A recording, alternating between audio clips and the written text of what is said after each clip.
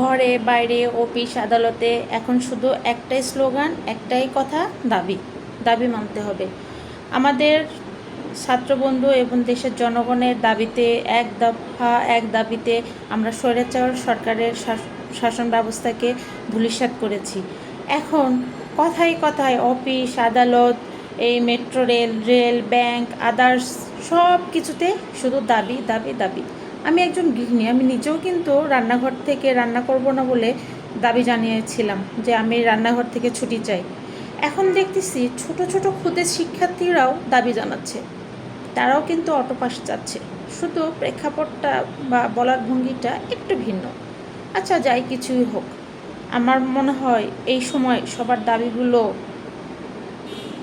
উপস্থাপন করা উচিত, তার জন্য রাস্তায় বের হওয়া উচিত। এই যেমন বসে না থেকে কাজ না করে বসে বসে খাবো, রান্না না করে বসে বসে খাবো, কাজ না করেও ইনকাম করব, টাকা পাবো, বেতন পাবো, সব দাবি দেওয়া পেশ করা উচিত সবার যার যার স্থান থেকে। কারণ এখন শুধু দাবি দেওয়াই বাংলাদেশ, সোনার বাংলাদেশ, দাবি দেওয়াই বাংলাদেশ।